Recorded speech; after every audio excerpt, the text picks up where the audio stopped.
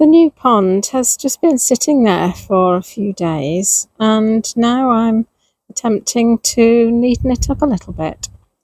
I've trimmed the liner on about half of it, and there it is, just dumped and over there, just to show you. And then there it is from when I first put it in. And on this side, the side that I've done, I've just buried the edge of the liner into the soil. And down here along the edge, I've already put in some different sorts of grasses, some moss and a little fern that I've found around the place. And I'll just continue that all the way around.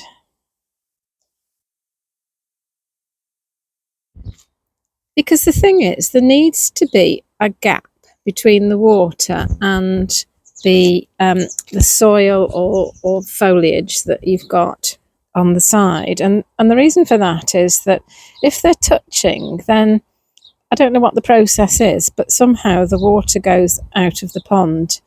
Is it capillary action or something like that? But anyway, the surrounding ground sort of sucks the water out of the pond.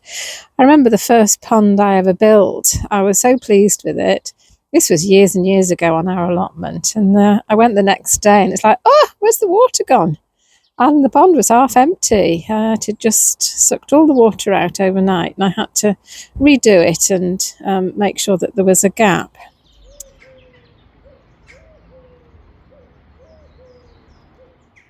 I've just nipped into my summer house for a minute to talk to you. This is the best time of year to be in my summer house, to be honest. In the summer, it's actually too hot, but at this time of year, in the afternoon, when the sun's out, because it's in full sun, it really is a lovely place to be.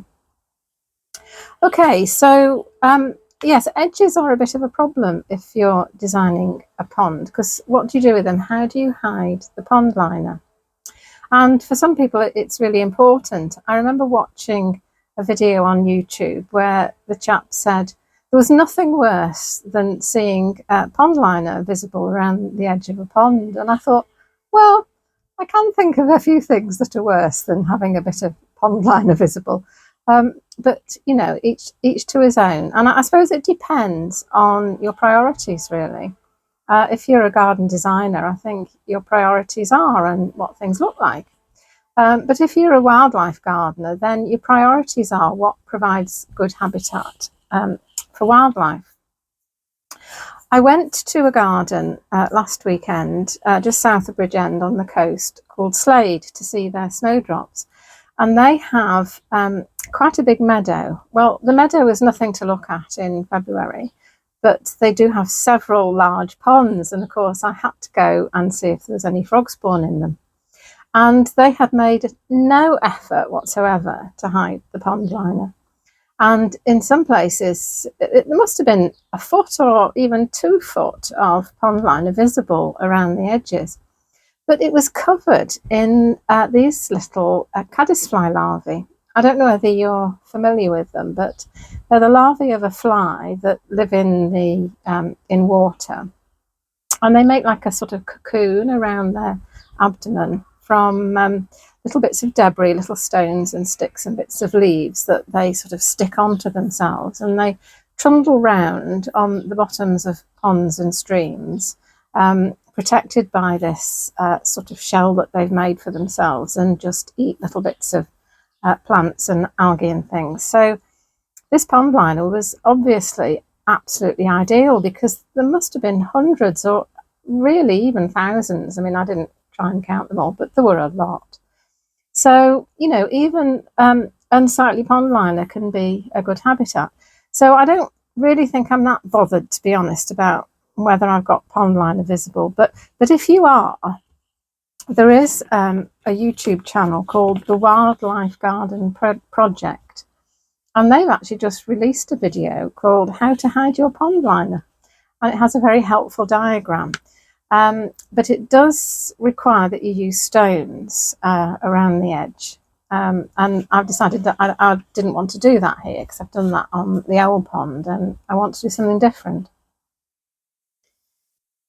So I think I've pretty well finished the pond now. I've put a little row of slate all the way around the outside, and I've put some slate actually into the pond for things to root into.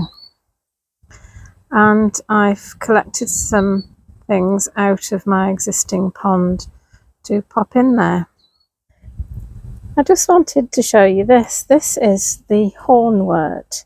This is the oxygenator that I've removed. Just a couple of handfuls. So there you are, one large handful of hornwort. So I'm just going to chuck that in bits into the pond, and it can float away and begin to oxygenate the water. I just wanted to show you what came out of the hornwort. So there's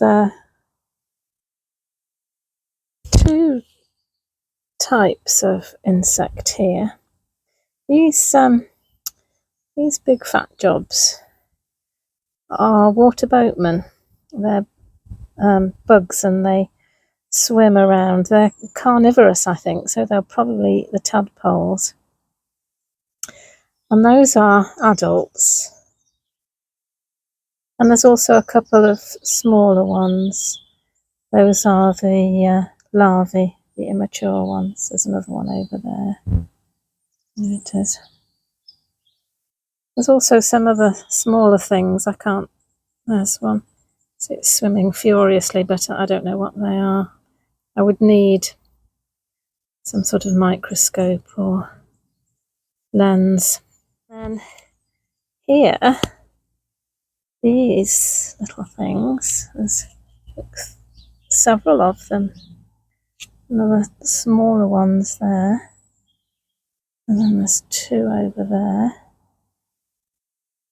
Those, I think, are damselfly larvae. Well, I didn't know I had those in my pond. Do you know, I wonder where I've been for 5 years, really. All this life in here that I've absolutely no idea about. I knew about the water boatmen. I'd seen those. But I'd never realised I had these damselfly larvae. Which means I should get damselflies. How exciting! And these are a few of the other plants that I managed to get out of the pond. This is the water forget-me-not, I think, which has quite a root on. I've got a few of those, so I can put those into a pot. This is something that's self-seeded and has, I think, little white mauvey flowers. There's a lot of those, and they've got a lot of root on, so I could put those into a pot. And then there's a few of these, which I think might be the hard rush, might be seedlings of the hard rush that are in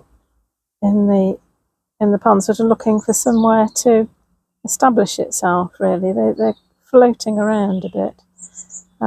So I'll try potting that up and seeing what happens. And then there's this. I'm not entirely sure what it is, but it does have these sort of long stems that float around in the pond. So I'm going to pot that up and see how that does. And then I have these purple loosestrife seedlings. So I'll put those into a pot and show you how I do it. This is the kind of container you need. It's a pond basket. You can just buy it from any aquatics supplier. And then this is special aquatic soil.